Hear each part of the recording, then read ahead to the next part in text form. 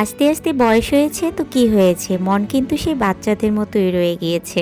আমি কিন্তু এখনও শিশু পার্ক বা বাচ্চাদের যে কোনো রাইড এগুলো যদি আমি খুঁজে খুঁজে পাই আমি সেখানেই চলে যাই।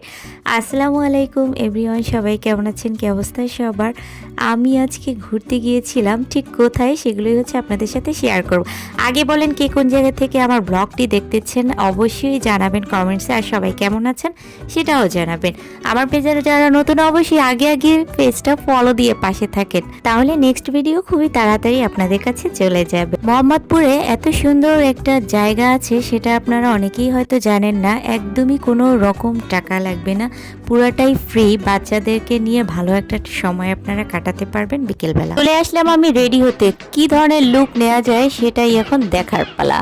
এই যে আমি রেডি, কেমন লাগছে আমার এই লুকস জানি পচা পচা লাগছে, তারপরও কিছু করার নেই।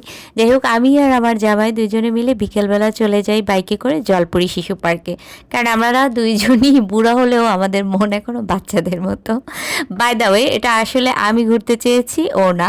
আমরা আসলে মূলত এসেছিলাম মধু সিটিতে, ওর ফ্রেন্ড আর ফ্রেন্ডের গার্লফ্রেন্ডের জন্য ওয়েট করতেছিলাম। সব থেকে বিরক্তিকর একটা ব্যাপার হলো ওয়েট করা, আর এটা তো আমার একদম ভাল লাগে না। যেহেতু এত গরম, আমি একদম ওই পারে গিয়ে আইসক্রিম কিনলাম আর একটা ডিউ কিনলাম। দেন খেতে খেতে চিন্তা করলাম জলপুরি শিশু পার্কের ভিতরে একটু ঢুকেই যাই।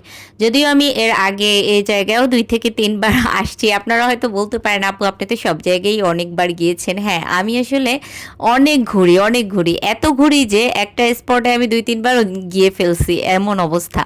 আসলে ঘুরতে ঘুরতে আমার এমন কোনো জায়গা নেই যে ঢাকা শহরে বাদ আছে।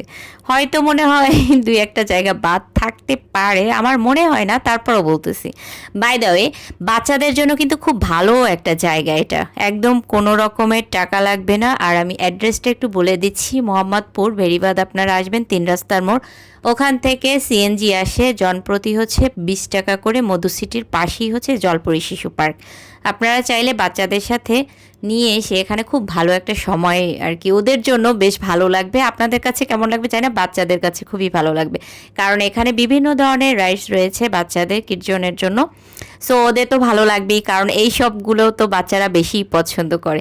আসলে আমি না বাচ্চাদের সাথে থাকতে থাকতে, বাচ্চাদের ক্লাস নিতে নিতে এখন আবার বাচ্চাদের সব কিছুই ভালো লাগে, আর মন মানসিকতাও দিন দিন বাচ্চাদের মতো হয়ে যাচ্ছে। যতই বয়স হয় না কেন বাচ্চাদের মতোই লাগতেছে। যাই হোক, আসলে বাচ্চাদের মন একদম নরম থাকে, তাই ওদের সাথে আপনি যত সময় কাটাবেন ততই দেখবেন আপনার কাছে ভালো লাগতেছে। আমার জামাই মূলত ওই পারের রাস্তায়, ওকে আমি বাইকের পাশেই দাঁড় করাই রেখে ভিতরে আমি চলে আসছি। আমি একা একাই ঘুরতেছি, আমার সাথে কিন্তু কেউ নেই, আমি একা একা ঘুরতেছি, ভিডিও করতেছি আর আইসক্রিম খাচ্ছি। ভালোই একটা সময় যাচ্ছে, মনে হচ্ছে নিজেকে সিঙ্গেল। যাই হোক, এই ছিল আজকের মতো ব্লগ। কেমন লেগেছে অবশ্যই জানাবেন, অ্যান্ড সবাই ভালো থাকেন।